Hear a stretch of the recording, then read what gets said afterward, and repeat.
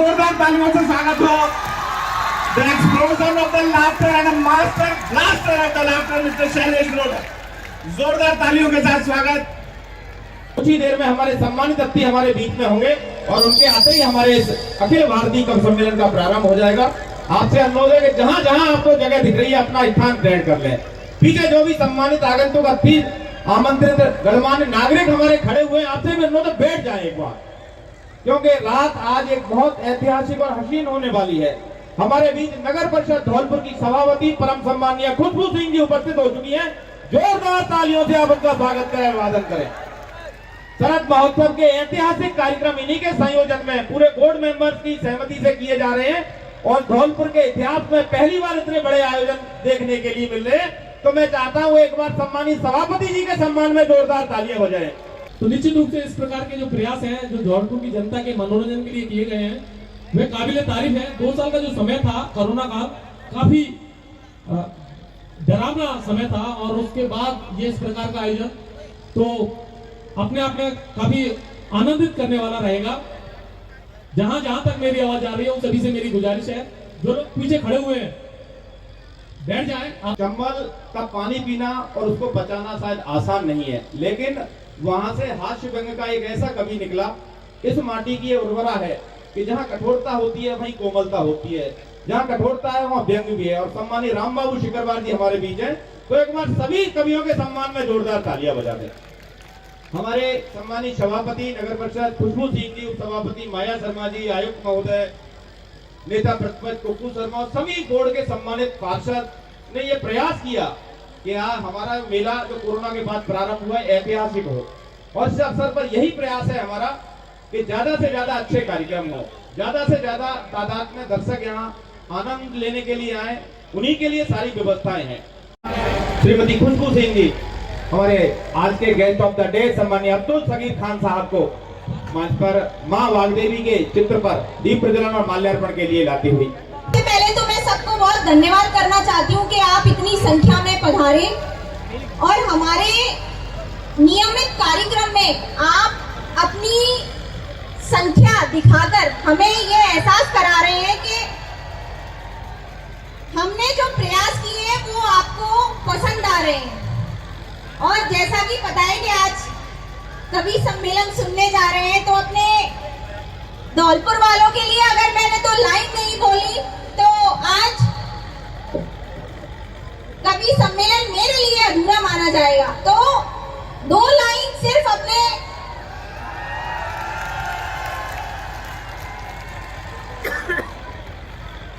मुस्कुराहट का कोई मोल नहीं होता, मुस्कुराहट का कोई मोल नहीं होता और रिश्तों का कोई तोल नहीं होता। यूं तो लोग मिल जाते हैं कई मोड़ पर, यूं तो लोग मिल जाते हैं कई मोड़ पर मेरे धौलपुर वालों जैसा कोई अनमोल नहीं होता। आपका सबका बहुत बहुत धन्यवाद। और मैं ये गुजारिश करना चाहूंगी आप सबसे कि आप ही का कार्यक्रम है तो आप व्यवस्थित ढंग से शांति पूर्वक इस कवि सम्मेलन का आनंद उठाएं। आज की इस खूबसूरत मंच पर तशरीफ फरमा हिंदुस्तान की वाजीन शख्सियत, वो कवि जो अंतर्राष्ट्रीय ख्याति के यहाँ तशरीफ रखते हैं और धौलपुर की सरजमी पर आपका इस्तकबाल खैर मकदम। अब्दान शाह बाबा नगरी और तीर्थराज मचकुल देवता की कृपा से आज का इस कवि सम्मेलन ऐतिहासिक कवि सम्मेलन होना जा रहा है। हमारी सभापति महोदया ने इतने खूबसूरत इतने अच्छे प्रोग्राम इस शरद महोत्सव में आयोजित किए हैं कि मैं उनका बहुत बहुत तहे दिल से शुक्र अदा करता हूँ और कामना करता हूँ कि उनके उज्जवल भविष्य की, क्योंकि ये कवि सम्मेलन है। और मैं इस कवि सम्मेलन की शान में उर्दू के 2 अशआर आपके सामने रखना चाहूंगा कि सवाल ये नहीं कि किसके हाथ में था पत्थर, सवाल ये नहीं कि किसके हाथ में था पत्थर, खता तो ये है मैं खुद कांच की दुकान में था। खता तो ये है मैं खुद कांच की दुकान और मेरी निगाह रही शहर की फसीलों पर छुपा हुआ मेरा कातिल मेरे मकान में था। बहुत बहुत धन्यवाद, थैंक यू। बहुत बहुत धन्यवाद जनाब अब्दुल सगीर खान साहब। और 2 लाइनों के साथ मैं मंच सौंपता हूं सम्मानित संजय झाला के लिए। सम्मानीय सभापति महोदय की तरफ से पढ़ना चाहता हूं कि हमारी कोशिशों को सराहो, हमारे हम राह चलो। हमारी कोशिशों को सराहो, हमारे हम राह चलो। हमने एक शम्मा जलाई है हवाओं के खिलाफ। नगर परिषद धौलपुर का यह प्रयास है कि अच्छे से अच्छे कार्यक्रम यहाँ आपको देखने के लिए मिले। तो मैं चाहता हूँ पुनः जोरदार तालियां सम्मानीय सभापति और पूरे बोर्ड के लिए और सम्मानीय हमारे आगंतुक कवियों के लिए। और आगे के संचालन की जिम्मेदारी के लिए मैं आग्रह कर रहा हूँ, एक बार जोरदार तालियों से आप उन्हें आदेशित करें। सम्मानित संजय झाला जी मंच की जिम्मेदारी संभालें। आदरणीय सभापति जी की ओर से, उपस्थित पूर्व विधायक महोदय की ओर से, राजस्थान सरकार की ओर से, भारत सरकार की ओर से और संयुक्त राष्ट्र संघ की ओर से मैं अपना हार्दिक स्वागत करता हूं। क्योंकि आप लोग तो स्वागत की मुद्रा में बिल्कुल है नहीं। कुछ पुलिस वाले डंडा लेकर एक विशेष प्रकार का स्वागत करने की मुद्रा में खड़े हैं। मैं चाहूंगा, हम राजस्थान के लोग हैं साहब, खुद की इज्जत खुद के हाथ में है। हम जानते हैं हमारा सम्मान कैसे कराया जाता है। यहां सबसे पहले निवेदन करूंगा कि ये जितनी भी रसिक जनता है, श्रोता है, पूरे उल्लास, उन्मुक्तता और मस्ती के साथ एक बार जोरदार तालियां बजाकर अपनी उपस्थिति का एहसास कराएं, यहां से लेकर वहां तक।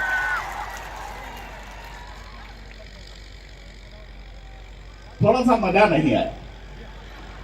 मातृशक्तियां उपस्थित हैं। पुलिस वाले भाई, इतनी बड़ी संख्या में पहली बार मैं पुलिस की इतनी शानदार व्यवस्थाएं देख रहा हूं। आप इतनी तादाद में यहां उपस्थित हैं। वो दिन दूर नहीं है जब सारे पुलिस वाले मंच पे होंगे, सारे कवि थाने में होंगे। ये भी संभावित है, जो बलमा सिपहिया ये जो दंड लेकर खड़े हैं, आप लोग भी अपना स्थान ले लें। इधर जो लोग खड़े हैं भैया बीच में, आप लोग थोड़ा पीछे से इधर आ जाए प्लीज, कृपया। आप यहीं रहेंगे, आप लोग पार्षद होंगे निश्चित। मैं पार्षदों को प्रणाम करता हूं। पार्षद क्या है, इनका बड़ा पुण्य कर्म है। ये भगवान विष्णु के पार्षद हुआ करते थे। दुर्वासा ऋषि ने इन्हें श्राप दिया और ये धौलपुर में नगर पालिका के पार्षद हो गए। इसलिए मैं पार्षदों को कुछ भी नहीं कहूंगा। आप जहां चाहे वहां विराजें, आपका अपना धौलपुर है। इधर ये जो लोग व्यवस्थाएं बना रहे हैं, मैं चाहूंगा एक बार सब लोग बैठ जाइए, थोड़ा इसमें थोड़ा सा समय लगेगा, कृपया सर। और आइए मित्रों, इधर भाई साहब, आपको जो भी कृपया अपना स्थान लेने। ऐसा ये जो चंडमुंड अपना रुंड लेकर झुंड में खड़े हुए हैं, अचानक आप लोग बैठ जाइए, सब बैठ जाइए, सबको मैं व्यवस्थित कर लूंगा। आप लोग पीछे खड़े हैं, आ जाइए, आजा भरत भाई, आप भी विराजन अधिकारी हमारे, आपका बहुत बहुत स्वागत है। आइए और जरा जोरदार तालियां बजा दीजिए ताकि ये काफी यज्ञ प्रारंभ किया जा सके।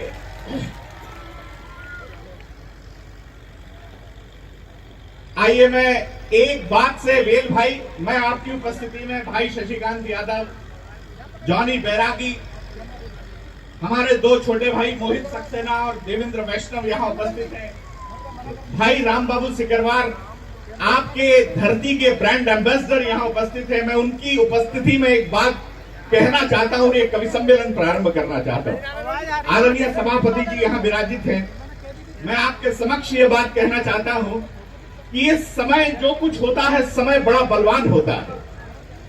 मैं कहना चाहूंगा कि वो ब्रिटेन जिसके शासन में कभी सूरज नहीं ढलता था, वो ब्रिटेन जिसने भारत को 100 साल गुलाम रखा, उस ब्रिटेन को क्या पता था कि एक दिन भारत का एक व्यक्ति उसका बादशाह बनकर बैठेगा। ये समय का प्रभाव है। और समय के लिए महाराज भरतरी कहते हैं कि वह रमणीक नगरी, वह प्रतापी राजा, जो कुछ है वो समय है, काल है।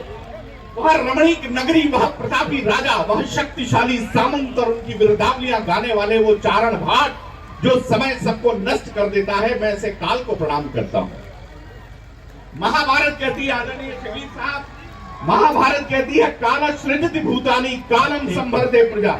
जोरदार तालियों के साथ। और मैं आदरणीय सभापति महोदय से गुजारिश करूंगा ससम्मान उन्हें मंच तक लेकर आए। परम आदरणीय रोहित बोरा जी आज के कार्यक्रम के गेस्ट ऑफ द डे। एक बार जोरदार तालियों के साथ हमारे बीच हमारे धौलपुर के लोकप्रिय जनप्रिय और जन जन के लाडले रोहित जी बेहरा साहब उपस्थित। एक बार जोरदार तालियों से स्वागत करें, अभिनंदन करें, वंदन करें। राम राम साहब, आपका एक सेकंड भी और मैं नहीं लूंगा, क्योंकि मुझे पता है ऐसे प्रोग्रामों में कोई भाषणबाजी सुनना नहीं चाहता है। मैं इतना ही कहना चाहूंगा कि आज की शाम कवियों के नाम और हम सब कवि महोदय से सब एक्सपेक्ट करते हैं कि शानदार कवि सम्मेलन सुबह 3 बजे तक आप लोग सुनो, शांति पूर्वक सुनो, जिससे आप और हम इन कवियों की कविताओं को खूब मजे से एंजॉय करें। राम राम साहब, जय हिंद, जय भारत। ये फोटोग्राफर आप भिन्न भिन्न मुद्रा में बहुत अच्छी सी फोटो खींच रहे हैं। आप इनकी खींच के क्या करेंगे? नहीं, फोटोग्राफर की बड़ी समस्या होती है। ये तो बहुत अच्छे फोटोग्राफर हैं। मुझे रोहित जी एक फोटोग्राफर मिला, बोले मैं वाइल्ड लाइफ फोटोग्राफर हूँ। वाइल्ड लाइफ फोटोग्राफर हूँ, मैंने घने जंगलों में जाकर खूंखार जानवरों की फोटो खींची है। तो एक व्यंग्यकार बोला, आप व्यंग्य सुनना चाहते थे, बोले मैंने जंगल में जाकर घने जंगलों में जाकर खूंखार जानवरों की फोटो खींची है। तो एक व्यंग्यकार बोला क्या आप विधानसभा गए? तालियां वालियां बजा दे जरा। मैं कवियों से भी बात करता रहूंगा। आपका परिचय कराता हूं, जरा आप खड़े हो जाएं।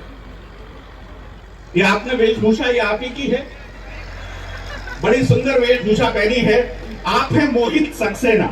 मित्रों, मोहित सक्सेना जाति से शिक्षक हैं। ये बड़े बंद में रहते हैं। एक बार इन्होंने मुझसे पूछा, बोले भाई साहब मैं कविता भी करता हूं, बच्चों को भी पढ़ाता हूं, मैं क्या करूं? मैंने कहा एक साधे सब सधे, एक काम करो, तुम तरक्की करोगे। इसने बच्चों को पढ़ाना बंद कर दिया और ये कविता करने लगा। आप देखिए इसने इतनी तरक्की की कि आप लोगों के सामने बैठा हुआ है। पर ये ताली बजाने की बात नहीं है मित्रों, इससे ज्यादा तरक्की उन बच्चों ने की जिनको ये पढ़ा रहे थे। मोहित सक्सेना आगरा से हमारे बीच में है और इसी बीच में 2 और बड़े कवि उपस्थित हुए हैं। मैं उनकी उपस्थिति को प्रणाम करता हूं। आइए आइए तेज नारायण जी। मैं उम्मीद से था कि आप अनु जी के साथ ही आएंगे।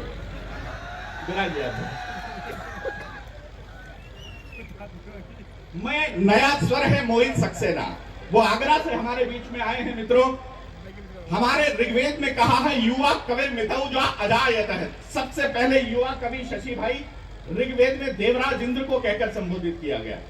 ऋग्वेद जो संसार का सबसे पुरातन अभिलेख है, ये उस युवा कवि का प्रतिनिधि हमारे बीच में मोहित सक्सेना है। मैं चाहूंगा मेरे छोटे भाई के लिए जोरदार एक बार तालियां बजा दें। उनके पास में जो बैठे हैं, जो अभी अभी पधारे हैं, आप उन्हें गौर से देखें। उनके मस्तक से बाल ऐसे लुप्त हो गए जैसे वृक्षों की अंधाधुंध कटाई के बाद में मोहनजोदड़ो हड़प्पा की सभ्यताएं लुप्त हो गई। आप देखिए, बाल हैं कि बाल बाल बचे हैं। और लेकिन मैं कहना चाहूंगा मित्रों, वो ऐसा कवि है जो भले ही बाल बाल बाल बचे हों, लेकिन एक एक बाल की खाल खींच लेता है। ऐसा प्रखर व्यंग्यकार, इस देश का शिखर व्यंग्यकार तेज नारायण बेचैन हमारे बीच में है। ताई में बहुत सुंदर लग रहे हैं, जरा जोरदार तालियां बजा दें। एलटी ग्रुप के उपाध्यक्ष हमारे बीच में है। मैं आपको बहुत बहुत स्वागत करता हूं मित्रों, आपको प्रणाम करता हूं। और उनके बगल में जो उपस्थित हैं, ये केवल उपस्थित हैं, इनका क्या कर सकते हैं। लोग बॉडी बनाने के लिए जिम जाते हैं। मैंने इससे पूछा तुम क्या करते हो? बोले मैं जिम जाता हूं। ये इनका जो आकार विकार देख रहे हैं, ये एक प्रकार का, आपको ऐसा नहीं लग रहा जैसे ऋषिमुख पर्वत पर जामवंत बैठा हो? देवेंद्र वैष्णव हास्य का एक धमाका है, हास्य का एक विस्फोट है। जरा जोरदार तालियां उठे। अंता से हमारे बीच में भाई देवेंद्र वैष्णव हैं।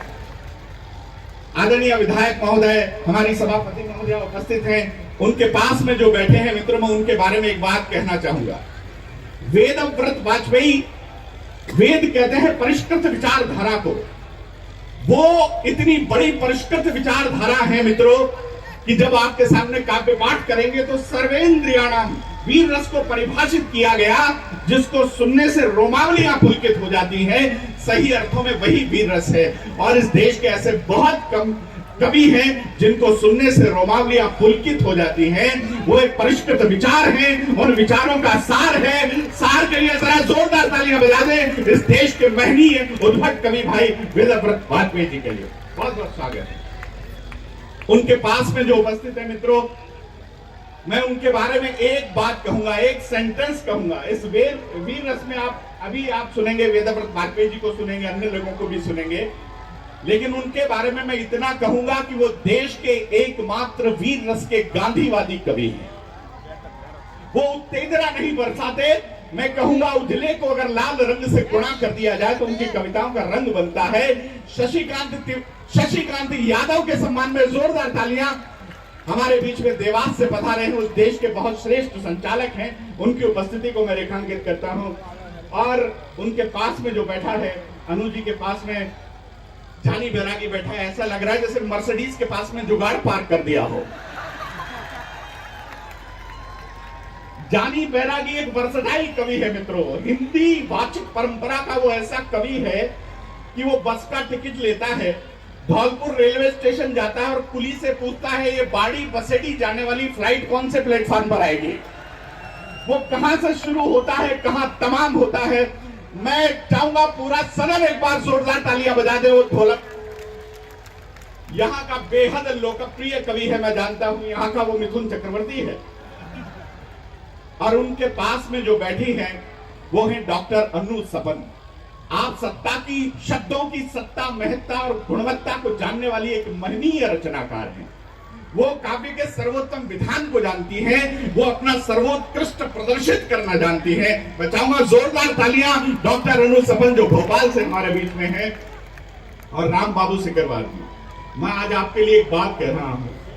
17वीं शताब्दी में अलेक्जेंडर पोप ने एक पैरोडी का महाकाव्य लिखा था, the rape of the lock.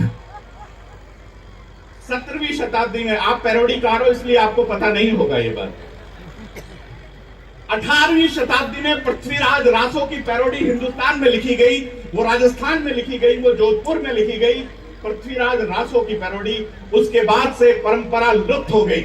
मैं उसे धौलपुर का, पूरे हिंदुस्तान का सैमुअल बटलर कहता हूं, जिसने हुडी ब्राज जैसा बड़ा ग्रंथ पैरोडी का लिखा। पैरोडी की विधा क्या होती है, राम बाबू सिकरवार से लोग सीखते हैं। मैं चाहूंगा आप अपने लाडले के सम्मान में एक बार जोरदार तालियां बजा दें। मेरा नाम संजय झाला है। एक वो संजय था विधायक महोदय जिसने महाभारत देखा था, एक मैं संजय हूं जो ये महान भारत देख रहा है। मैं सीधे सीधे 4 पंक्तियों के साथ मित्रों, मैं आपके होठों के उल्लास को और अधिक विस्तार देना चाहता हूं इस प्रथम कवि को आमंत्रित करते हुए, और बहुत संक्षिप्त अपने आप को रखूंगा। मैं आपसे भी अनुरोध ये करूंगा, हास्य को किस प्रकार से मैं परिभाषित करता हूं और उस कवि को आमंत्रित करता हूं, जरा मंच का ध्यान चाहूंगा एक बार। तेज, तुम पहली बार सुनोगे। हास्य क्या है? हमारी बहनें बैठी हैं, माताएं बैठी हैं, खुशबू जी आपको समर्पित करता हूं सभापति जी, कि भाई की हंसी, अगर भाई के साथ आप बैठकर हंस रहे हो, भाई की हंसी ताकत सवाई है, बहन की हंसी मजबूत कलाई है। भाई की हंसी ताकत सवाई है, बहन की हंसी मजबूत कलाई है। और पंक्तियां आप तक पहुंचे तो एक एक श्रोता तालियां बजाएगा। बहन की हंसी मजबूत कलाई है, पिता की हंसी बच्चों की असली कमाई है, और मां की हंसी प्रभु की प्रभुताई है। मां की हंसी प्रभु की प्रभुताई है। और पंक्तियां आपको सौंपता हूं, यहां जो बेटियां उपस्थित है आपको समर्पित करता हूं, कि बच्चों की हंसी पीर की भुलाई है। अगर आपके बच्चे आपके सामने हंसते हुए आते हैं तो आप कितने भी क्रोधित हो मित्रों, आप अपने क्रोध को भूल जाते हैं। बच्चों की हंसी पीर की भुलाई है। और इन बेटियों को एक पंक्ति समर्पित करता हूं, एक मंत्र सरीखी पंक्ति समर्पित करता हूं कि बेटी की हंसी बाप की असली दवाई है। बेटी की हंसी बाप की असली दवाई है। और पंक्तियां सुने, प्रेमिका की हंसी हवा हवाई है। प्रेमिका की हंसी हवा हवाई है और लुगाई की हंसी जेब की सफाई है। कोरोना के बाद यह उल्लास, यह उन्मुक्तता, मस्ती में देख रहा हूं। मैं कहना चाहूंगा मित्रों, कोरोना के समय में मेरी पत्नी ने मुझसे पूछा, मैंने कोरोना से बचने के 2 उपाय बताओ। अनु जी, मैं आपका ध्यान चाहूंगा। मैंने अपनी पत्नी से पूछा, मैंने कहा कोरोना से बचने के कोई 2 उपाय बताओ। वो बोली, पहला, भीड़ में मत जाओ। और मैंने कहा दूसरा? बोले दूसरा, अगर भीड़ में जाओ तो फिर भाड़ में जाओ। ऐसा समय हमने देखा है मित्रों, ये हंसी कहीं खो गई थी, कहीं गुम हो गई थी, कहीं लुप्त हो गई है। इतने विशाल समूह को मैं पहली बार हंसता हुआ देख रहा हूं। आप जीवित हैं, इस बात पर भगवान का आभार व्यक्त करें। जोरदार तालियां बजाएं और पहले कवि को बुलाएं जिसका नाम है देवेंद्र वैष्णव। जरा पधारें जोरदार तालियां बजाकर भाई देवेंद्र वैष्णव। हेलो,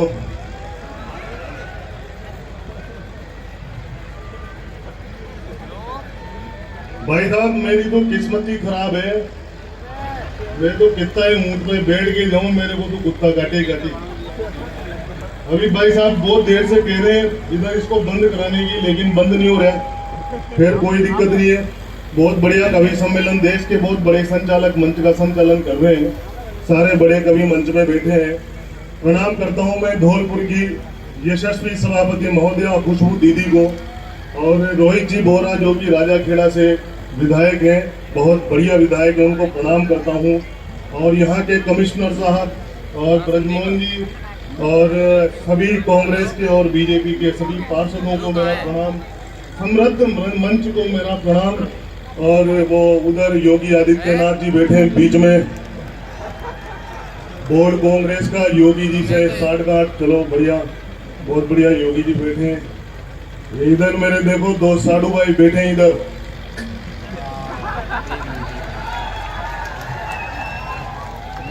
इनका भी मैदान साहब और अपना भी। वैसे भाई साहब हमारे कोई ज्यादा दिक्कत नहीं है। मेरे साधु जी को और मेरे को ये समझ में नहीं आता सुबह का मुंह कहां तक धोना है। बाकी सब बढ़िया है। ये बहुत पुराना चुटकुला था। ये मैं बहुत ईमानदार आदमी हूँ। क्या मतलब आ रहा है फालतू की बातों से भाई साहब। वैसे मैं शशिकांत भाई साहब बहुत प्यार करते हैं मुझे, संजय भाई साहब बहुत प्यार करते हैं, करना भी चाहिए भाई साहब। वो कह रहे थे कि मोटा है, इधर कह रहे थे कि देखो बारी बरकम शरीर। भाई साहब मैं किसी के बाप का क्या खा रहे हैं यार, मेरे बाप का माल खा रहे। भगवान ने ऊपर से 33 सभी का एक जैसा भेजा। अब किसी ने डंपर की बॉडी बनाई, किसी ने साइकिल की बनाई, किसी ने लग्जरी स्विफ्ट डिजायर की बॉडी बनाई, अपन ने 16 चक्के की बना ली। वो अपनी मर्जी का काम है भाई साहब। माताएं बहनें बैठी है, आप ही की जैसी एक बाणमती मेरे घर पे भाई साहब मेरे प्राण पी जाती है। वो मैं प्रणाम करता हूँ, नारी शक्ति की उपस्थिति है। बहुत जोरदार कवि सम्मेलन चल रहा है और धौलपुर के जाने माने शानदार प्यारे प्यारे जबरदस्त मेरे कुंवारे और शादीशुदा श्रोताओं को प्रणाम। ये कौन से थान का कटपीस है यार, तुम्हारी कसम इस छोरे के अंदर बहुत भारी एनर्जी है यार। और ये बच्चा बैठा इधर देखो, अभी कटपीस इतना तगड़ा है तो बताओ थान कैसा होगा। छोरे बहुत मजे में। धौलपुर के प्यारे प्यारे श्रोताओं, मैं पंडित देवेंद्र वैष्णव अंता से चल करके इधर, खैर कोई दिक्कत वाली बात नहीं भाई साहब, सभी को प्रणाम करता हूँ। ये मेरा तो भाई साहब पुलिस को देख दे दिमाग खराब होता है यार। पुलिस वालों को देखा ना और मेरा दिमाग खराब। कोरोना काल में क्या धोया रे इन्होंने अपन को यार, जो पटक पटके मारा भाई साहब। कोरोना काल में सबसे पहले तो भाई साहब ऐसा मंजर देखा दीदी अपन ने, हर 5 मिनट में, हर 2 मिनट में एक लाश गिर रही थी। और ऐसा मंजर देखने के बाद, ऐसा दौर निकलने के बाद भी धौलपुर में आप और हम सभी लोग यहाँ मिलकर के बैठे हैं और एक काव्य अनुष्ठान का आनंद ले रहे हैं। तो इसके लिए उस परम पिता परमात्मा के लिए एक बार आप तालियां बजा दे।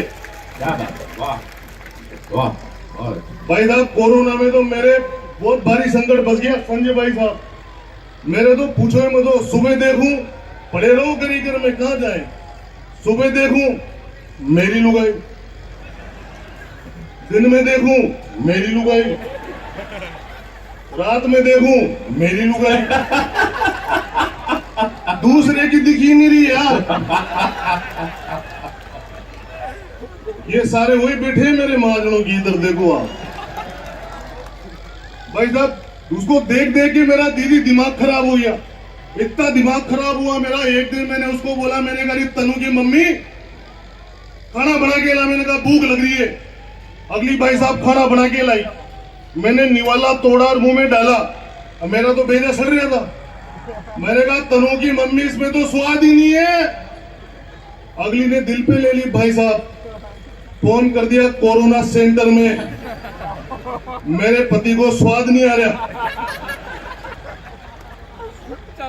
तुम्हारी कसम भाई साहब, वो पुलिस वाले आए, डॉक्टर आए, मेरे को उठा करके ले गए, क्वारंटाइन कर दिया। एक समझदार डॉक्टर साहब आए, उन्होंने आकर के मेरे से कहा कि यार पंडित कवि देवेंद्र वैष्णव, ये बताओ पिछले 7 दिनों में तुम्हारे संपर्क में कौन कौन आया। मैं बामन आदमी भाई साहब, मैंने दिमाग लगाया। मैंने कहा मेरी लुगाई, मेरी सासू, मेरा साला, मेरा ससुरा, मेरा दादी ससुरा 80 साल का डोगरा पड़ा था 6 महीने से खाट पे, उसका भी नाम ले दिया भाई साहब मैंने। वो सीधा आदमी भाई साहब, क्या मतलब आ रहा है। ये भाई साहब मेरा पुलिस वाले, यार भाई साहब तुम गजब करते हो यार, क्या पब्लिक का क्या करा तुमने यार। डॉक्टरों ने तो पूछा भाई साहब कोरोना में पहले वाली वैक्सीन किधर लगी थी, इन्होंने नहीं पूछा।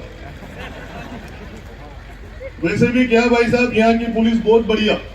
अजय भाई साहब, मैं ऐसा कुछ भी नहीं कह रहा हूँ, मैं बहुत बढ़िया बढ़िया बातें कर रहा हूँ और आप थोड़ा सा कृपा बनाए रखना है तो हंस उस के चले जाएंगे। और मैं क्या है कि ब्राह्मण सीधा आदमी हूँ, तो मैं क्या है कि चाहता हूँ कि मैं घर जाऊँ तो मेरी लुगाई और छोरे छोरी मेरी शकल पहचान ले। बहुत बढ़िया वो आप, खैर कोई दिक्कत वाली बात नहीं है। यहाँ की पुलिस बहुत बढ़िया भाई साहब। इन लोगों की वजह से ऐसे कार्यक्रम होते हैं, ऐसे भव्य कार्यक्रम होते हैं भाई साहब। अगर पुलिस वाले नहीं हो ना, अगर पुलिस वाले नहीं हो तो ऐसे भव्य कार्यक्रमों का आप आनंद ले ही नहीं पाते। एक बार पुलिस वालों के सम्मान में जोरदार ताली बजाओ।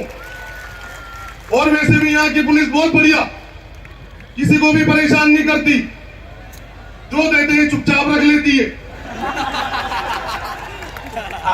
डैमेज कंट्रोल कर रहा हूं भाई साहब। क्या मतलब आ रहा है भाई साहब, तुम्हारा क्या है, तुम तो हंस के उसके चले जाओगे यार। हाँ, तुम्हें पता नहीं है कि इनके पट्टे पे क्या लिखा होता है। आओ प्यार करें, फिर मिलेंगे। तो ऐसी भाई साहब, मैं तो क्या है कि बहुत सीधा आदमी हूँ, फिर कोई मतलब वाली बात नहीं है। देश के बहुत बड़े कवि शैलेश जी लोढ़ा थोड़ी देर में मंच पर आने वाले भाई साहब। हाँ, मैं तो क्या है भाई साहब, मेरे साथ तो दीदी बचपन से धोखे हो रहे, बचपन से धोखे हो रहे। सबसे पहला धोखा तो मेरी सासू ने कर दिया मेरे साथ। हाँ, मैं पहली बार छोरी देखने गया, मैं तुमसे कह रहा हूँ, मैं पहली बार छोरी देखने गया और वहाँ पहली बार छोरी देखने गया तो वो चाय लेकर के आई, बढ़िया लाली लिपस्टिक लगा के, बढ़िया शानदार, बढ़िया कमर मटकाती हुई है भाई साहब वो। मैंने सोचा यार, मैंने कहा आइटम तो ठीक ठाक है यार, पर मैंने कहा यार पंडित देवेंद्र वैष्णव इतनी जल्दबाजी भी मत करो यार। तो मैंने स्टाइल से मेरी होने वाली सासू से पूछा, मैंने कहा आंटी जी तो क्या है। मैंने कहा 2-4 मॉडल और हो तो वो भी दिखा दो। तो नहीं तो सबसे बढ़िया मॉडल यही है। तो भाई साहब मैं उलझ गया। तो पहली बार देखने गया तो वो पसंद आई, लड़की जोरदार लगी, मेरा रोका हो गया। वाह। चाशनी में डूबी जलेबी सी बड़े खाए लगी, जोड़ी कंप्लीट भाई, काम चौका हो गया। शादी बाद जैसे ही दोबारा ससुराल गया, मामला समझ आया भाई, मौका खो गया और देख के मलाईदार 3 सालियों को सासू जी को बोला मेरे साथ धोखा हो गया। बहुत अच्छे। तुम्हारी कसम संजय भाई साहब, मेरे साथ बहुत तगड़ा। मैं तो मेरी लुगाई से परेशान भाई साहब, मेरी सासू से परेशान। जब भी मैं मेरी लुगाई को गया हूं, मैंने कहा तनु की मम्मी चाय बना दे, तो फालतू बातें करती है भाई साहब, मेरा कोई काम ही नहीं करती यार, इज्जत ही नहीं समझती अपनी, क्या मतलब आ रहा है पोकड़ की बातें। तो जब भी मेरी पत्नी जब भी मेरे मम्मी का फोन आ गया पियर में चलो, मेरे बाबूजी का फोन आ गया पियर में चलो, मेरे दादाजी का फोन आ गया पियर में चलो। अब दीदी मैं जैसे ही मेरे ससुराल में जाऊं, जाते ही मेरी सासू मेरा दिमाग खराब कर दे। जवाई जी फिर वही शर्ट पहन के आगे, फिर वही मोटरसाइकिल लेके आगे, बार बार एक ही एक शर्ट पहन के आते हो, एक ही एक मोटरसाइकिल लेके आते हो, तुम्हारी तो इज्जत नहीं है गांव में, हमारी तो है, हमारी इज्जत का तो ध्यान रखो। अब क्या कहूं भाई साहब सासू माँ से। दूसरी बार गया, जब भी वही रामलीला, जवाई जी फिर वही शर्ट पहन के आगे, फिर वही मोटरसाइकिल लेके आगे, बार बार एक ही एक शर्ट पहन के आते हो, एक ही एक मोटरसाइकिल लेके आते हो, तुम्हारी तो इज्जत नहीं है गांव में, हमारी तो है, हमारी इज्जत का तो ध्यान रखो। अब क्या कहूं साधु जी, संजय भाई साहब के पास गया मैं ज्ञान लेने भाई साहब। तीसरी बार मेरा ससुराल जाना हुआ, जाते ही जैसे ही मेरी सास बोली कि जवाई जी, मैंने कहा चुप रे, बार बार जवाई जी मैं तुम्हारी इज्जत का ध्यान रखूं, तुम मेरी इज्जत का ध्यान मत रखो। अरे तुम्हारे पास भी तो 3 छोरियां हैं, बार बार एक को ही क्यों बेच देते हो? तुम्हारी कसम भाई साहब कोई मतलब नहीं आ रहा। मैं मेरी पत्नी को कहूं, मैंने कहा तनु की मम्मी चाय बना दे, अजी का आज तो मेरे हाथ दुख रहे हैं। मैंने कहा तनु की मम्मी खाना ही बना दे, अजी का आज तो मेरी कमर दुख रही है। भाई साहब बड़ी जवानी में मेरे बेड पे क्या मिलता है, विक्स, जंडू बाम, परेशान भाई साहब, दिमाग खराब, कोई काम नहीं होता भाई साहब मेरा, ना तो कपड़े धुलते हैं, ना टाइम पे खाना मिलता है, ना चाय बनती है। एक दिन मेरा इतना दिमाग खराब हो गया, मैं सीधा मेरी सासू के पास जाते ही मैंने मेरी सास को कहा, जी सासू माता सुनो, आपने जो प्रोडक्ट दिया है अभी मंद है। मैंने मेरी सास को कहा, जी सासू माता सुनो, आपने जो प्रोडक्ट दिया है अभी मंद है, और सर्विसों में मांगता है बार बार खर्चा ज्यादा, खरीदे हुए तो अभी हुए दिन चंद है।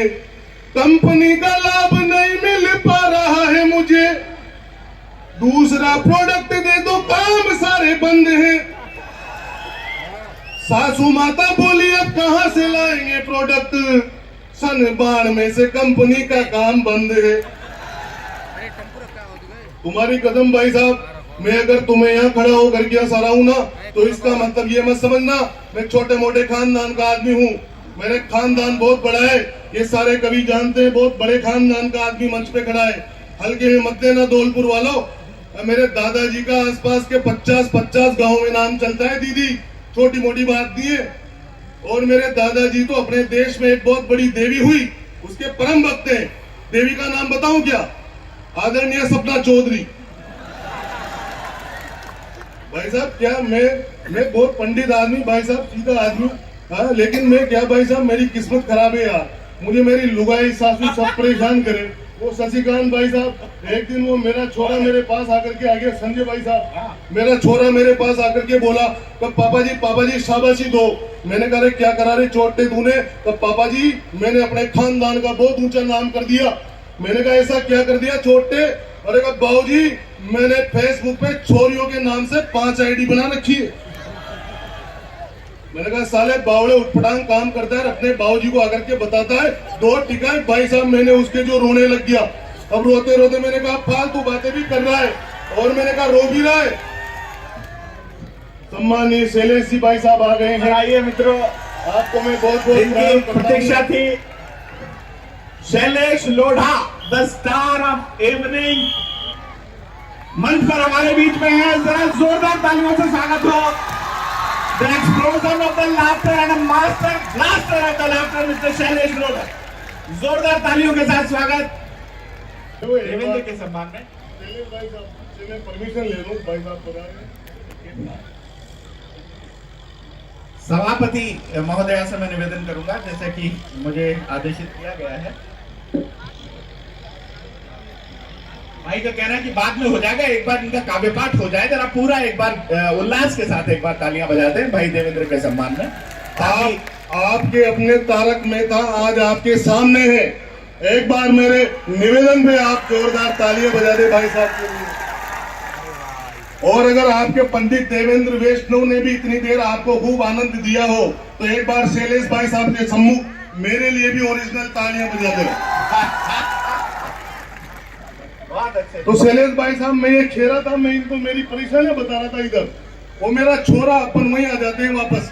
मैं केवल 5 मिनट आपके बीच में हूँ, जितना भी आपको आनंद लेना है ले लो, क्योंकि बहुत बड़ी टीम है और शैलेश भाई साहब भी मंच पे आ गए हैं। तो वो मेरा छोरा मेरे से आकर के बोला कि पापा जी मेरे को शाबाशी दो। मैंने कहा क्या करा रही चोटे तूने? तो पापा जी मैंने छोरियों के नाम से फेसबुक पे 5 आईडी बना रखी है।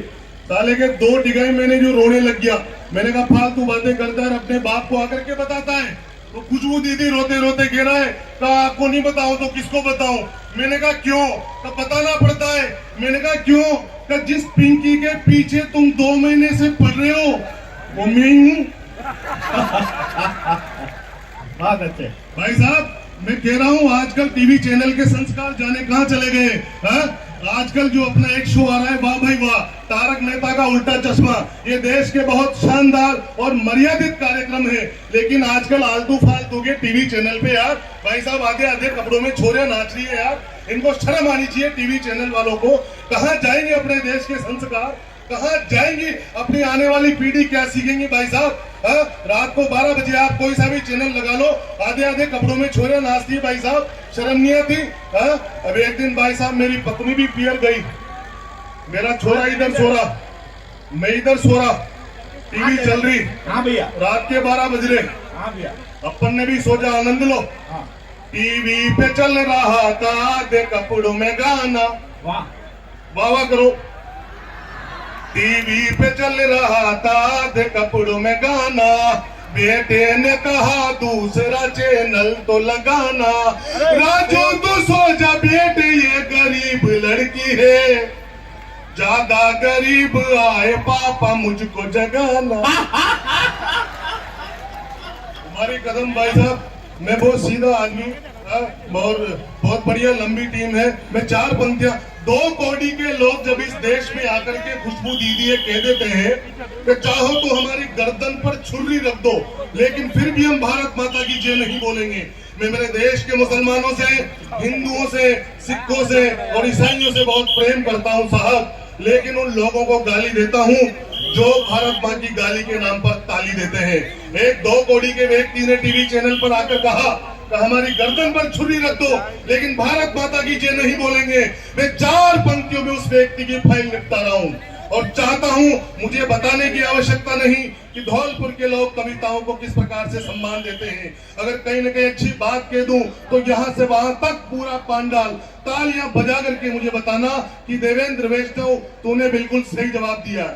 कम मछली की आंख भेद पाए वो ही पार्थ होगा, चक्रव्यूह तोड़ने को अभिमन्यु बोलेगा। मछली की आंख भेद पाए वो ही पार्थ होगा, चक्रव्यूह तोड़ने को अभिमन्यु बोलेगा। और भुजाओं में बल जिसके भी होगा हाथियों का, दुशासन की छाती के द्वार वो ही खोलेगा। सत्य की परख जिसको भी हुई आज तक, अश्वत्थामा हो तो अत युधिष्ठिर ही बोलेगा। और 4 बाप वाले के तो वश में नहीं है बात, भारत माँ की जय तो एक बाप का ही बोलेगा। वाह, भारत माता की, भारत माता की। 2 कौड़ी का चीन, 2 कौड़ी का पाकिस्तान भाई साहब, वो चीनी देखो आप, इंगी चिंगी मिंगी पोंगी। 2-2 कौड़ी के देश यार, क्या मतलब आ रहा है फालतू की बातों से? संजय भाई साहब, केवल 5 मिनट आपके बीच में हूँ। चीन में देखो भाई साहब, ये बार बार अपनी सीमा में घुसने का प्रयास करता है। 2 कौड़ी का देश चीन। चीन में देखो एक जवान 25 साल का कड़क लंबा चौड़ा आदमी, 25 साल का जवान आदमी, उसकी लंबाई देखो आप चीन में 4.5 फुट। ये लड़ेंगे अपन से। चीन में खुशबू दीदी चीन में 25 साल के कड़क जवान आदमी की आंख देखो आप, इतनी सी आंख, जैसे कि अपने घर में कोई नया बच्चा पैदा हुआ हो 2-3 दिन पहले। ये 4 पंक्तियों में निपटा रहा हूं चीन को, फिर मुझे समर्थन देना। तो चीनियों की आंखें देखो शर्ट के बटन जैसी, मानो इंडिया में नवजात पैदा हुए हो। चीनियों की आंखें देखो शर्ट के बटन जैसी, मानो इंडिया में नवजात पैदा हुए हो। और लंबाई में लगेंगे वो केवल 4.5 फीट, लगता है खेत में चने के झाड़ बोए हो। कभी ना मिलेंगे लंबू 6 फीट वाले वहां, पूछ लेना उनसे जो कभी चीन गए हो। और यदि गलती से दिख जाए 6 फुटिया तो मान लेना भारतीय बीज बोए गए हो। वाह, बहुत अच्छे। अंतिम 4 पंक्तियां पढ़ के और पढ़ू आपकी बड़ी कृपा है साथी। कि 4 पंक्तियां पढ़ देता हूँ, लंबी टीम है, शैलेश भाई साथ है ना। अंतिम 4 पंक्तियां पढ़ रहा हूँ और मैं चाहता हूँ कि गीत सुना दो भाई साहब, छोटा सा, ठीक है। 4 पंक्तियां पढ़ के गीत सुना देता हूँ और फिर उसके बाद में बैठ जाओ, क्योंकि बड़े लोग जब मंच पर विराजमान हो तो पूछ लेना चाहिए। और भाई साहब माइक वाले भैया, इसका थोड़ा सा आवाज वगैरह ठीक कर दो, आवाज बढ़ा दो थोड़ी सी। क्या हुआ भाई साहब, बैठो आराम से, कोई मतलब नहीं है, आराम से बैठो। ये देखो थोड़ी व्यवस्थाएं हैं, पहले कभी को तो साहब बाकी सब झेलना पड़ता है, ऐसा कुछ भी नहीं है। अकबर को धूल चटाई थी, अकबर को धूल चटाई थी, अकबर को धूल चटाई थी, राणा ने कसम निभाई थी, पकवानों को ठोकर मारी और घास की रोटी खाई, और घास की रोटी खाई थी। उस महाराणा प्रताप अकबर के लिए अगर राजस्थान की, महाराणा प्रताप के लिए अगर राजस्थान की पवित्र पावन धरा धौलपुर में खड़ा होकर अगर मैं 4 पंक्तियां नहीं पढ़ूं तो भाई साहब वो वीर पुरुष की आत्माएं, उनको शांति प्राप्त नहीं होंगी और वो कहीं न कहीं बुरा मान जाएंगी। उनको लगेगा कि अपने आने के बाद में, अपने प्राणों की आहुति देने के बाद में लोगों ने समर्थन देना बंद कर दिया, तो जो भी तालियां आप बजाएंगे वो उनके सम्मान में जाएंगी। महाराणा प्रताप वो था साहब जिसने अपने आप को न्योछावर कर दिया, अपने परिवार को न्योछावर कर दिया, लेकिन अपने स्वाभिमान के साथ कभी समझौता नहीं किया। उसने अपने बच्चों को और परिवार को घास की रोटियां तक खिला दी। छोटा सा नन्हा सा अमर सिंह महाराणा प्रताप का पुत्र जंगल में भाई साहब जंगल जंगल घूम रहे थे, खाने को अन्न नहीं था, हाथ में घास की रोटी लेकर के खा रहा था। तब ये वन का विलाव आता है और उस रोटी को भी छीन करके ले जाता है। तब कहीं देश के बड़े कवि ने लेकर लिखा कि हरिया घासरी रोटी न जद बन बिलावड़ो ले भाग्यो, हरिया घासरी रोटी न जद बन बिलावड़ो ले भाग्यो, नन्नो सो अमरियो चीक बड़ियो राणा रो सोयो दिख जाग्यो। तो एक बार उस महाराणा प्रताप के सम्मान में तालियां बजा दीजिए। और जिस गीत को पूरे देश में जिस मान और सम्मान के साथ सुना जाता है उसी प्रकार से तालियों की रिदम के साथ सुनिए। और बिल्कुल नया गीत में आपके बीच में समक्ष केवल 8 पंक्तियों का गीत है। और अगर मैंने कहीं न कहीं आपको आनंद दिया हो तो मुझे लगना चाहिए कि यार वाकई धौलपुर में कविता के प्रेमी लोग हैं। सुनिएगा। अकबर को धूल चटाई थी, 1 2 3 4 तालियां। अकबर को धूल चटाई थी, राणा ने कसम निभाई, पकवानों को ठोकर मारी और घास की रोटी खाई थी, और घास की रोटी खाई थी, और घास की रोटी खाई थी। उस इंकलाब की जय बोलो, भोले का डमरू बन डोलो, राणा प्रताप को याद करो, भारत माता की जय बोलो, मातरम वंदे मातरम, मातरम वंदे मातरम। तालियां कमजोर हैं आपकी शहीदों के नाम पर धौलपुर वालों।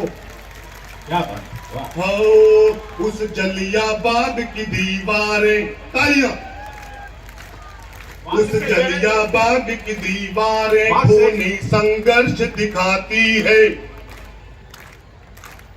उस जलिया बाग की दीवारें खूनी संघर्ष दिखाती है, लाशों की गिनती क्या करते, छाती अब भी फट जाती है। खूनी चितड़ों की जय बोलो, बम भोले की बम बम बोलो, वो नदी खून की याद करो, भारत माता की जय बोलो, मातरम वंदे मातरम। गाइए एक बार साथ में, मातरम वंदे मातरम। पन्ना ने पुत्र दिया, कटवा पद्मावत ने भी प्राण दिए। तालियां। पन्ना ने पुत्र दिया, कटवा पद्मावत ने भी प्राण दिए, गौरी को भेद गया पृथ्वी, बरदाई ने परमाण दिए। बरदाई ने परमाण दिए। रजपूत शान की जय बोलो, उस शब्द बाण की जय बोलो, गोरी मिट्टी में मिला दिया, भारत माता की जय बोलो, मातरम वंदे मातरम। इस गीत की केवल अंतिम 4 पंक्तियां पढ़कर मैं अपना स्थान ले रहा हूं, लेकिन मुझे इन 4 पंक्तियों जिन्ना और प्यादों ने मिलकर, जिन्ना और प्यादों ने मिलकर शतरंज का साज सजाया था, औकात नहीं थी नंगों की, फिर भी एक मुल्क बसाया था, फिर भी एक मुल्क बसाया था। पत्रकार लोग यहाँ पर बैठे हो तो कोट करें, हिंदू मुस्लिम गंगा जमुनी तहजीब की 4 पंक्तियां पढ़ रहा हूं। गांठे बंटवारे की खोलो, क्या बात, वाह। गांठे बंटवारे की खोलो, हिंदू मुस्लिम मिलकर बोलो, ये हिंदुस्तान हमारा है, भारत माता की जय बोलो, मातरम वंदे मातरम। एक बार पीछे तक तालियां बजा दे, मातरम वंदे मातरम, भारत माता की। स्वर्ग की अधिष्ठात्री देवी माँ सरस्वती को नमन करता हूँ। समृद्ध मंच है, इतने देश नहीं विदेशों तक जिनकी ख्याति है, इतने बड़े बड़े कवि यहाँ पर उपस्थित हैं। इस कवियों के मुक्तामणि को नमन करता हूँ। दादा मेरा प्रणाम स्वीकार करें। आदरणीय दादा शैलेश लोढ़ा जी की, आदरणीय जोनी बैरागी जी की, आदरणीय दादा वेदव्रत वाजपेयी जी की उपस्थिति है। मेरे सामने बैठे हुए आज के मुख्य अतिथि जी श्री रोहित बोहरा जी को नमन करता हूँ। आदरणीय अब्दुल सगीर जी विधायक जी को नमन करता हूँ। चेयरपर्सन साहिबा खुशबू जी को नमन करता हूँ। मैं मेरे मित्र बैठे हुए हैं विक्रम सिसोदिया जी, जिनका बहुत बड़ा योगदान है इस कार्यक्रम के, उनको भी प्रणाम करता हूँ। और तुम कविता पढ़ो, नमन मैं कर लूंगा। जी दादा। और धौलपुर की इस जनता को बहुत बहुत प्रणाम निवेदित करते हुए यहाँ से अपना काव्य पाठ आरंभ करना चाहता हूँ कि जिस धरती पर आते ही दिल की कलियां खिलती हैं, जिस धरती पर विंध्याचल से अरावली मिलती है, क्या बात, वाह। जिन कान्हा ने दुष्ट दलों से सबके प्राण बचाए, वो खुद अपने प्राण बचाने इस धरती पर आए। अरे पश्चिम में राम जानकी तो पूरब में है बनगंडी, साक्षात कैला देवी है झोला वाली चंडी। दोनों पहाड़ वाले सबकी मन्नत पूरी करते हैं। देव छठी के दिन प्रसिद्ध लखी मेले भरते हैं। अरे जहां लड़कियां मर्दानी और जिगरबाज लड़के हैं, जिसके बागी तेवर दर्शाते बीहड़ और भड़के हैं, जिसके बागी तेवर दर्शाते बीहड़ और भड़के हैं। रजपूताने का सिंह द्वार ये चंबल की घाटी है, इसको माथे पे धरला ये वीरों की माटी है। क्या बात, बहुत अच्छा। आभार। तो चलो चलो चलो धौलपुर की मस्ती में होकर के निर्भय डोलो और तीर्थराज मचकुंड की दोनों हाथ उठाकर जय बोलो। इस पावन धरा को नमन करने के बाद, जैसा कि परिचय दिया दादा ने कि वीर रस का कवि हूं और वीर रस के कवियों को ओज वीर रस क्यों पढ़ना पड़ता है, यहां से बात शुरू करता हूं कि यह धरा है पूछे इतनी जितनी पावन मां सिया है। वाह। यह धरा है पूछे इतनी जितनी पावन मां सिया है, किंतु जैसे रावणों ने हरण इसका कर लिया है और हम सब पुत्र हैं इसके बलि हनुमंत जैसे। सागर किनारे सोचते हनुमंत लांघे सिंधु कैसे, तो जामवंत बनकर रगों में जोश भरना पड़ रहा है और हनुमान का पौरुष जगाने ओज पड़ना पड़ रहा क्या है। बात, वाह वाह वाह। हम वीर रस के कवियों से दादा ये भी कहा जाता है कि आप इतने उच्च स्वर में क्यों बोलते हैं। आदरणीय दादा वेदव्रत वाजपेयी जी की उपस्थिति है। बताना चाहता हूं कि क्यों उन्होंने पूरा जीवन ये मंचों के लिए समर्पित किया, देश जागरण के लिए समर्पित किया।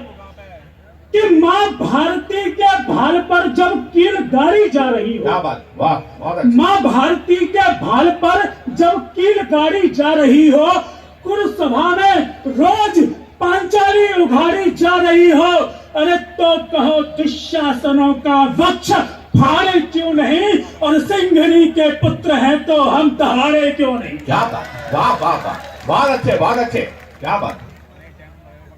दादा नैरेटिव बदलना पड़ेगा। हमको लगातार जो समझाया, जो सिखाया गया कि हम अहिंसक हैं, वार नहीं करते हैं।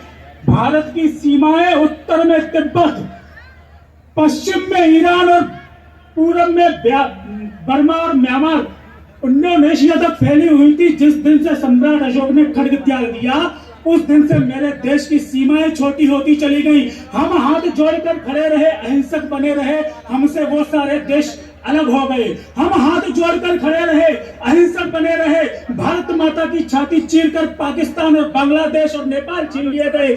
अरे हम हाथ जोड़कर खड़े रहे, अहिंसक बने रहे, मेरी भारत माता के मस्तक के 2 टुकड़े कर दिए, एक चीन ले गया, एक पाकिस्तान ले गया। अरे शर्म आनी चाहिए। आज भी हम हाथ जोड़कर खड़े हुए हैं, अहिंसक बने हुए हैं, और हमसे खालिस्तान की, बंगाल की और केरल की मांग की जाती है। तब कहना चाहता हूं, आदरणीय दादा शैलेश लोढ़ा जी कहते हैं कि अहिंसक है, नपुंसक नहीं है। बात यह क्या परिभाषा थी वीर, हमारे भारत की वीर रस के बड़े कवि जगनिक ने आल्हा में कहा हम भारतीयों के लिए कि पहली वाणी में बोलत नहीं, दूजी में नहीं करते रार। उस बड़े कवि के लिए आपकी तालियां उठे। पहली वाणी में बोलत नहीं और दूजी में नहीं करते रार, और तीजी वाणी में छोड़त नहीं, मुंह में ठोक दई तलवार। क्या बात, वाह वाह वाह।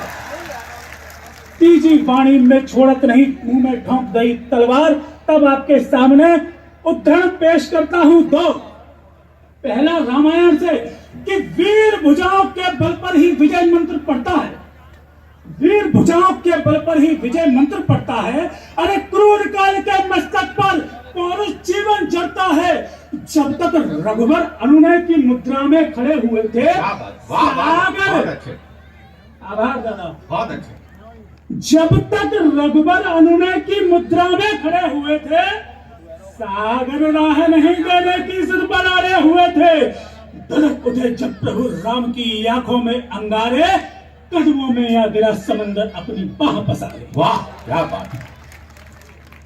अर्जुन को विषाद योग होता है। बहुत अच्छा बच्चे, वाह। भुवन मोहन करैया कहते हैं कि ये जो करुणा तेरे मन में उत्पन्न हो रही है, ये कायरतापूर्ण है। अरे खा जाएगी तुझको, तेरे वंश को, तेरे धर्म को, तेरे देश को। देखता क्या है, गांडी उठा, सर का संधान करा, चना डाल, हतो व प्राप्ति स्वर्गम जित्वा व भोग से महिम, तस्मात् उत्तिष्ठ कौन्तेय युद्धाय कृतनिश्चय। निमित्त मात्रम भव्य सत्य साचे। आभार दादा, आपने पूरा किया। तो कहता हूं कि करुणा तो बस कायरता का परित्राण करती है, अधिकारों की रक्षा तो केवल कृपा करती है। जो शीश कटाए वही जाति स्वाधीन रहा करती है, सहनशीलता खड्गों के अधीन रहा करती है। अरे सामर्थ्यहीन की इतिहासों में बात नहीं होती है, बस ठीक है। सामर्थ्यहीन की इतिहासों में बात नहीं होती है, और नपुंसकों की धरती पर औकात नहीं होती है। अनुनय विनय याचना, अनुनय विनय याचना, यह सब नामर्दों का छल है। ये संसार उसी का है जिसकी बाहों में बल है। क्या बात है, बहुत सुंदर, बहुत सुंदर, वाह।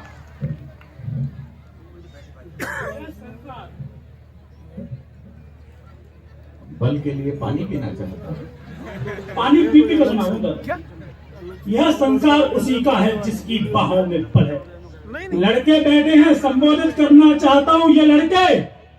ये लड़के हाँ यही लड़के, जी हाँ यही जवान लड़के। ये लड़के हाँ यही लड़के, जी हाँ यही जवान लड़के, जो अपने दिल से राजा हैं मगर हैं जेब से करके। ये लड़के हाँ यही लड़के, जी हाँ यही जवान लड़के। कि भारत मां जवानी से कभी बलिदान मांगेगी। भारत मां जवानी से समर्थन करना, भारत मां जवानी से कभी बलिदान मांगेगी। यही लड़के हैं जो अपने सरों का दान भी देंगे और जरूरत जब पड़ेगी देश पर कुर्बान होने की। यही लड़के हैं जो सरहद पे जाके जान भी देंगे। तिरंगा गाड़ेंगे शत्रु के पक्ष पे चढ़ के। ये लड़के हाँ यही लड़के, जी हाँ यही जवान लड़के। निवेदन ये करना चाहता हूं और देखना चाहता हूं कि इस धौलपुर की वीर भूमि से जब भारत मां का स्तवन किया जाएगा, जब भारत देशभक्ति की बात की जाएगी, तो ये धौलपुर कैसे सुनेगा। टिप्पणी यह कर देना चाहता हूं कि गीत नहीं लिख सकता हूं मैं कलियों और फुलवारी जैसा। आता नहीं कसीदे पढ़ना मुझे राग दरबारी जैसा। अरे झूठों की गर्दन पर मेरा शब्द चलेगा आरी जैसा। और मैं तो सच बोलूंगा चाहे सबको लगे कटारी जैसा। क्या बात, वाह वाह, बहुत। मैं तो सच बोलूंगा चाहे सबको लगे कटारी जैसा। बात ये कहना चाहता था मैं आपसे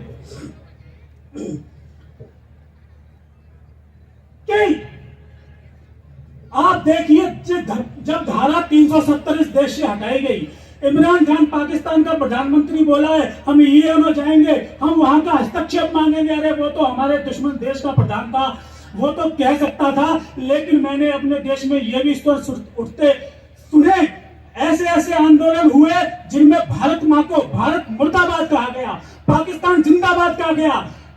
जम्मू कश्मीर की तत्कालीन मुख्यमंत्री ये कह देती है कि हम तालिबान को बुलाएंगे, हम तालिबान का आह्वान करेंगे।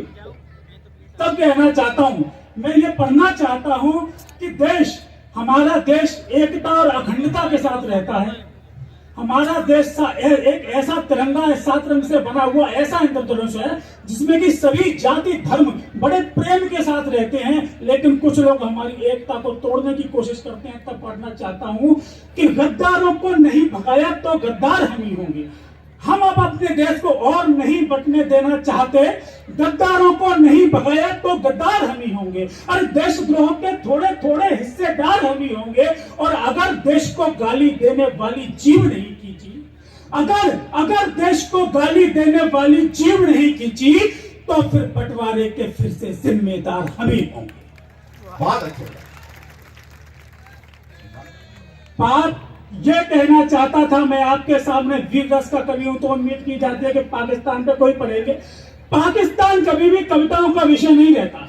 मैं तो देश के अमर शहीदों पे कविताएं पढ़ता हूं। एक कविता आपके सामने पढ़ूंगा, लेकिन यदि 4 पंक्तियों में मैं पूरे पाकिस्तान को समेट दूं और उसके बाद एक भी बात ऐसी न रहे कि उसके लिए कही जा सकती हो। बेटा तू पाकिस्तान को समेटेगा तो ये लोग क्या करेंगे? दादा इनके लिए भी छोड़ दे। जी दादा कविता पढ़ता हूँ। कविता पढ़ता जैसा दादा का आदेश है कि समय कम है, धौलपुर की धरती पे खड़ा हूं। आप अपनी भाषा का आनंद लीजिएगा। यह धौलपुर की धरती है और इस धौलपुर में एक भाषा का ऐसा गुलदस्ता तैयार हो गया है चारों तरफ की भाषाओं को मिलके कि इतना रस आता है इसको सुनने में। आपके धौलपुर की भाषा में एक छंद प्रस्तुत करता हूं। भूमिका यह है कि धौलपुर का एक नौजवान सिपाही सीमा में भर्ती हो गया, सेना में भर्ती हो गया और दुश्मन की सीमा पे खड़ा है, दुश्मन के सामने। तो अपने धौलपुर की भाषा में क्या कहता है? धौलपुर का देशभक्त श्रोताओं बड़े गौर से सुनना, आपके समक्ष धौलपुर की भाषा में एक छंद प्रस्तुत करना चाहता हूं, ध्यान दीजिएगा। एक बार तालियां बजा के मुझे आदर्शित करें। देखिए अपनी भाषा का रस कि दूर दूर रहियो ढिमने को मत आइयो। अपनी भाषा का आनंद लो और भूमिका देखो कि धौलपुर का एक लड़का दूर दूर रहियो ढिंगने को मत आइयो, नहीं कूटेंगो इतना के लगता सो कर देंगे। दूर दूर रहियो ढिंगने को मत आइयो, नहीं कूटेंगो इतना के लगता सो कर देंगो, और खुद बन जाऊंगो धड़कतो अंगार ते पलटन को सूखो सो पत्ता सो कर देंगे। दूर दूर रहियो ढिंगने को मत आइयो, नहीं कूटेंगो इतना के लगता सो कर देंगो, और खुद बन जाऊंगो धड़कतो अंगार ते पलटन को सूखो सो पत्ता सो कर देंगो, और धौलपुर को मोड़ा और राणा को घोड़ा अपनी पे आएगो तो भत्ता सो भत देंगो। और बहुत अच्छे, बहुत अच्छे। चौथी पंक्ति तो आने दीजिए। अरे धौलपुर को मोड़ा और राणा को घोड़ा अपनी पे आएगो तो भत्ता सो भत देंगो, और गोली बंदूक छोड़े हाथन ते तोए पे मारेंगो इतना पे कुत्ता सो भत देंगो। अच्छा लगा। दूसरा सुनिए क्या कहता है धौलपुर का लड़का, देशद्रोहियों से क्या कहता है कि धरती महतारी है प्राण तो प्यारी है, धरती महतारी है प्राण तो प्यारी है, गाड़ी भगोगे तो पछाड़ दे जाओगे। धरती महतारी है प्राण तो प्यारी है, गाड़ी भगोगे तो पछाड़ दे जाओगे, और खुशबू से महको जब भारत की बगिया में कांटे बनोगे तो उखाड़ दे जाओगे। धरती महतारी है प्राण तो प्यारी है, गाड़ी भगोगे तो पछाड़ दे जाओगे, खुशबू से महको जब भारत की बगिया में, अरे गाड़ी खुशबू से महको जब भारत की बगिया में गाड़ी भगोगे कांटे बनोगे तो उखाड़ दे जाओगे, और छाती अमनता लो न का भलवंसा मानो, नहीं मारे मारे रह पटे सुधार दे जाओगे। आभार। तीसरी मुक्ति वही प्यार दे देती है कि छाती अमनता लो न का भलवंसा मानो, नहीं मारे मारे रह पटे सुधार दे जाओगे, और खून है घोड़ाओ मत नरसिंह बनाओ, नहीं चांदनी पे धर के भाग दे जाओ। अंतिम 5 मिनट आप लोगों के बीच में उदाता एक कविता पढ़कर अपना स्थान लेता हूँ, केवल 5 मिनट। मैं क्या कर सकता हूँ, मैं क्या कर सकता हूँ, मैं लाचार हूँ। बहुत आभार, आपका इतना प्यार मिला धौलपुर की देशभक्त जनता। एक रचना आपके सामने 5 मिनट की प्रस्तुत करता हूँ। यहाँ पे कारगिल के शहीद के लिए एक रचना हो जानी चाहिए कि नहीं हो जानी चाहिए? जैसा आपका आदेश मिला एक रचना प्रस्तुत करता हूं।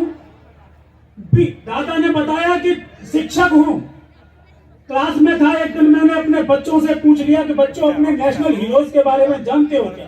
बच्चों ने अलग अलग हीरोज बताए, किसी ने बताया सलमान, किसी ने शाहरुख, किसी ने विराट कोहली। तब मुझे लगा कि एक कविता ऐसी लिखनी चाहिए जिससे कि हम अपने देश के हीरोज के बारे में बता सकें।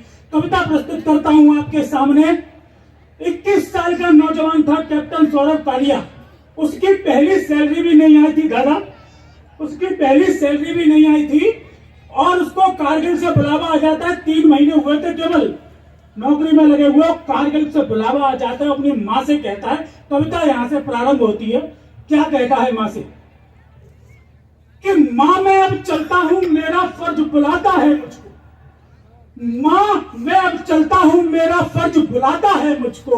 दूर कारगिल से मिट्टी का कर्ज बुलाता है मुझको। पहली तनख्वाह आएगी, मैं चेक साइन कर जाता हूँ।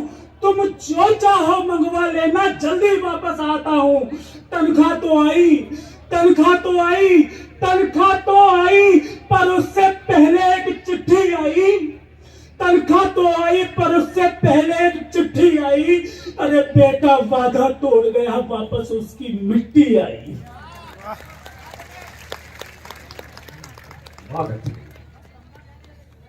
बेटा वादा तोड़ गया, वापस उसकी मिट्टी आई। और तिरंगे को गौरव की अमर नींद जो लेता था, और तिरंगे को गौरव की अमर नींद जो लेता था, अरे माता ही पहचान न पाई कि वो उसका बेटा था। क्यों नहीं पहचान पाई होगी एक माँ? जबकि माँ के लिए तो ये कहते हैं, माताएं बैठी हुई है मेरे सामने, माँ के लिए तो ये कहते हैं कि माँ सब कुछ सह सकती है, माँ सब कुछ सह सकती है, पर सह शूल नहीं सकती। अरे माँ पागल भी हो जाए तो बेटे भूल नहीं सकती। क्या बात, बहुत अच्छा, बहुत अच्छा। माँ पागल भी हो जाए तो बेटे भूल नहीं सकती। उसको खबर मिली थी कि बजरंग चोटी पर दुश्मन चढ़ाए हैं, वो तो केवल गश्त लगाने के लिए गए थे, लेकिन जब भारत माँ की छाती पे, भारत माँ के मस्तक पर पाकिस्तानी झंडा खड़ा देखा तो सीधा ही भिड़ गए। और आपकी आक्रोश को निमंत्रण देता हूं, देशभक्ति को निमंत्रण देता हूं कि जान अगर प्यारी होती तो पीठ दिखा भी सकते थे, अरे बिना लड़े चुपचाप लौटकर वापस आ भी सकते थे। पर महसूस जिसे माता का दर्द नहीं हो सकता है, पर महसूस जिसे माता का दर्द नहीं हो सकता है, कुछ भी हो सकता है पर वो मर्द नहीं हो सकता है। कुछ भी हो सकता है पर वो मर्द नहीं हो सकता है। तो देख के दुश्मन के खेमे लाल, तो देख के दुश्मन के खेमे बारूद बन गया लाल लहू, और फटकती बुझाता है इनको काटूं या आप काटूं। अरे याद आ गई कसम वतन की सबसे पहले हिंदुस्तान, आज बड़ा खुशकिस्मत है, आज फिदा है तुझ पे जा। एक अकेला भिड़ बैठा वो पाकिस्तानी चुंगा से, अरे लगा कबाली नर्तन करने रक्त बेचना मुन्ना पे, और अरे लगा कबाली नर्तन करने रक्त बेचना मुन्ना पे। देख के हिंदुस्तानी साहस, देख के हिंदुस्तानी साहस, होश उड़ गया धुत्तों का और पाला आज पड़ गया देखो एक शेर से कुत्तों का।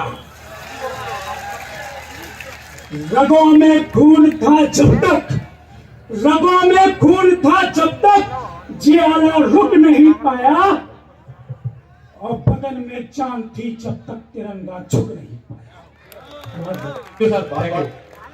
धन्यवाद बेटा।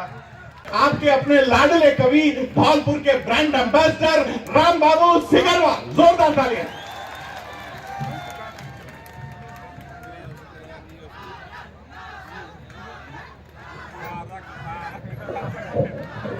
दस मिनट में अपना काम करना है, मात्र 10 मिनट आपके बीच में हूं, लेकिन इस 10 मिनट के अंदर मुझे बता देना कि मैं जिस धौलपुर में रहता हूं मुझे कितना स्नेह दे करके आप लोगों ने पूरे देश में भेजा है। 4 पंक्तियां आपके बीच में रखता हूं और अपनी बात शुरू करना चाहता हूं। और यहां से वहां तक जो हुजूम बैठा है, एक निवेदन 1 मिनट का इसलिए करना चाहता हूं कि हमारे धौलपुर में लोकप्रिय तारक मेहता टीवी स्टार और कवियों के इतने हितैषी, वाह वाह क्या बात है, वाह भाई वाह, बहुत खूब, सब में मुझे उन्होंने बुलाया और वो आज मेरे घर पे आए। हाथ उठा करके SLS लोढ़ा जी का सम्मान कर दीजिए, बहुत बहुत आभार। अब 4 पंक्तियां आपके बीच में रखता हूं, सीधे सीधे बात करूंगा साहब। इन भाइयों ने बहुत ज्यादा खून खच्चर कर दिया, बहुत ज्यादा पड़ गई है, लेकिन अच्छा पड़ा, उन्होंने समय का ध्यान नहीं रखा। सुनिएगा,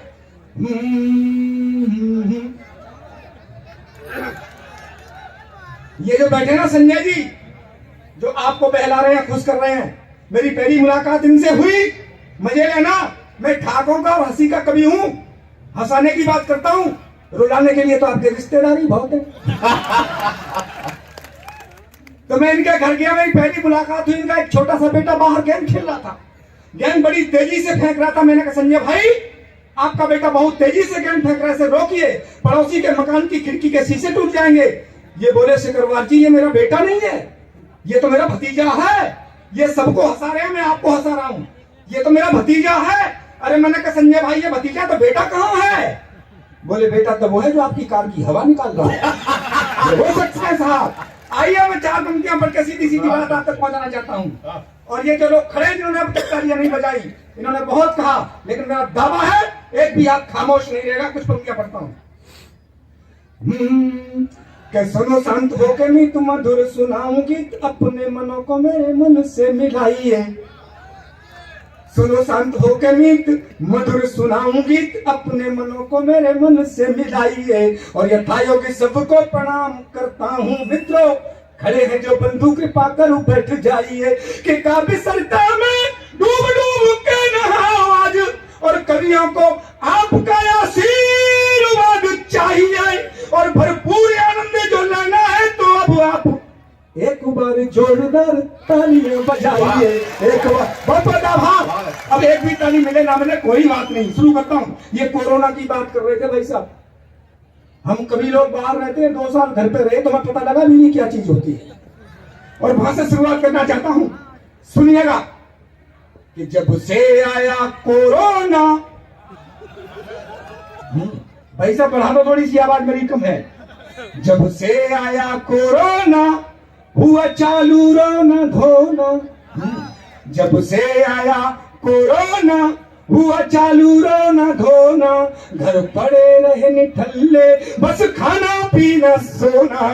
जब से आया कोरोना सब बंद काम धंधे, सब बंद काम धंधे, मंडी बाजार मंदे, सब बंद काम धंधे, मंडी बाजार मंदे, पड़े पड़े घर अकेले बेकार हुए बंदे। बेहाल सारी दुनिया, बेहाल सारी दुनिया हुआ त्रसित कोना कोना, घर पड़े रहे निठल्ले बस खाना पीना सोना। जब से आया कोरोना हालत बिगड़ रही थी, बीवी झगड़ रही थी, पैसे ला आना जाना बंद, आपके साथ भी हुआ हो तो तालियों का महोत्सव करना। हालत बिगड़ रही थी, बीवी झगड़ रही थी, मैंने मांजे खूब बर्तन वो फिर भी रगड़ रही थी। हालत बिगड़ रही थी, बीवी झगड़ रही थी, मैंने मांजे खूब बर्तन वो फिर भी रगड़ रही थी। तो मैं गिड़गिड़ा के बोला, मैं गिड़गिड़ा के बोला, सॉरी डार्लिंग माई मोना, घर पड़े रहे निठल्ले बस खाना पीना सोना। जब से आया कोरोना, अंतिम पंक्तियां पढ़ता हूं, जो शेष तालियां हो मेरे खाते में सारी मुझे भेज देना और आनंद आएगा, मेरा दावा है। ये हम जो कभी लोग हैं ना, बाहर खाने पीने की आदत है तो घर की रोटी अच्छी नहीं लगे, हमारा हाजमा खराब हो गया, तब कहता हूं सुनिए, आपके साथ भी ऐसा हुआ हो तो मजे लेना, तालियां बजाना। बाहर का खाना पीना छूटा कई महीना, क्या बात। होटल का ढाबे का खाना पीना छूटा कई महीना, बिन चाट पकौड़ी के जीना भी क्या कोई जीना। बाहर का खाना पीना छूटा कई महीना, बिन चाट पकौड़ी के जीना भी क्या कोई जीना। तो सपने में दिख रहे थे, सपने में दिख रहे थे भल्ले बड़ई के दोना, घर बड़े रहे निठल्ले बस खाना पीना सोना। जब से आया कोरोना। 2 मिनट की एक कविता पढ़ करके बैठता हूँ, सुनिए। मैं किसान हूँ, आप भी लोग किसान के बेटे हैं। मैं कविता के माध्यम से दर्द भी पढ़ना चाहता हूँ। शैलेश भाई कहते हैं कि कविता में दर्द भी होना चाहिए, हंसी के साथ साथ। सुनिए, किसानों की बात करके और अपना स्थानों से मैं सोचता हूँ सब ये सोने की चिड़िया है देश, तो वो चिड़िया उड़ कहाँ गई। 4 पंक्तियां पढ़ता हूँ, सुनिए। कि ऋषि मुनियों का ज्ञानी कर्म योगियों का देश, ऋषि मुनियों का ज्ञानी कर्म योगियों का देश, तो सोने की चिड़िया का ऐसा हाल कैसे हो गया। ऋषि मुनियों का ज्ञानी कर्म योगियों का देश, तो सोने की चिड़िया का ऐसा हाल कैसे हो गया। और रात दिन मेहनत कर कर चूर हुआ, फिर भी किसान बदहाल कैसे हो गया।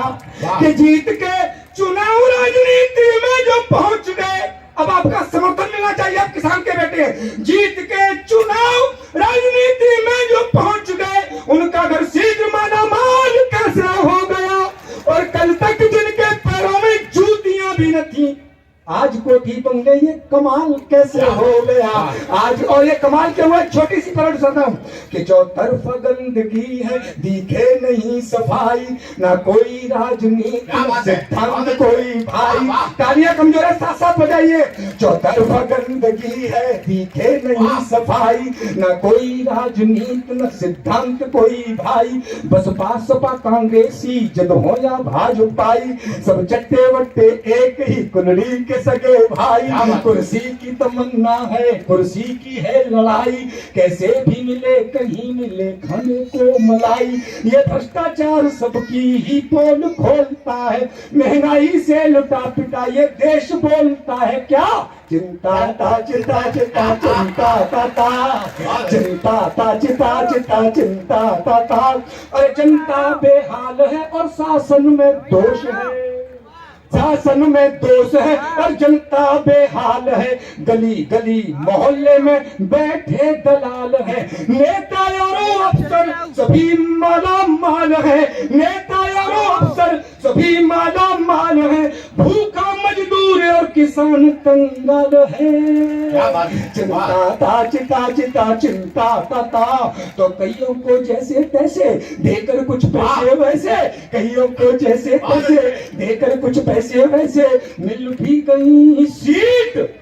आपका क्या होगा हे हाथी वाली, आपका क्या होगा हे हाथी वाली। माना सब गिर गए नीचे लेकिन तुम सबसे पीछे, माना सब गिर गए नीचे लेकिन तुम सबसे पीछे। आप नरेगा के मजदूरों की तरह खड़े हो, तालियां वालियां बजाओ। आपका क्या होगा हे हाथी वाली। हाथी वाली बोली होना क्या था, हो गया। अरे मैंने कहा क्या हो गया कि मैं पगली हो गई हूं, वाह मैं पगली हो गई हूँ, सीट सब खो के सीट सब खो के, मैं पगली हो गई हूँ, सीट सब खो के सीट सब खो के।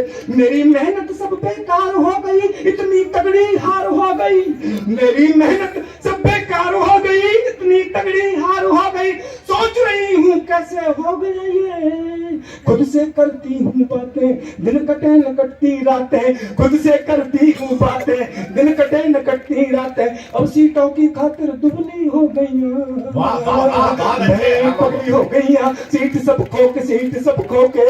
अन्ना ही मत करो, ताली बजाओ, हाथ पकड़ो एक बार। अन्ना, आप सोच रहे होंगे ये अन्ना क्या बीमारी है। ये बीमारी बताता हूँ, 2 मिनट की बीमारी है बस, उसके बाद बैठ जाता हूँ। अन्ना का मतलब तालियां तालियां तालियां।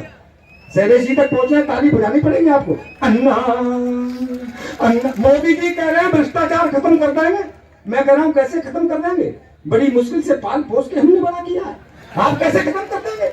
लेकिन भ्रष्टाचार देश में चल रहा हो तो एक टिप्पणी करता हूं और फिर 1 मिनट की पैरोडी पढ़ करके ये मेरे समक्ष जो महनीय लोग बैठे हैं उनका आशीर्वाद लेकर बैठना चाहता हूं। सुनिएगा, 3 इंजीनियर एक कार में यात्रा कर रहे थे, एक अमेरिका का था, एक पाकिस्तान का और एक अपने हिंदुस्तान का, शायद धौलपुर का ही हो। उस कार का हो गया एक्सीडेंट, भाई साहब तीनों चले गए यमलो। यमराज ने देखा कि 3 इंजीनियर आए, सबसे पहले पाकिस्तानी को पूछा कि तुम इंजीनियर हो, हमारे यमलो का गेट टूट गया, बताओ इसको ठीक करने में कितने पैसे लगेंगे।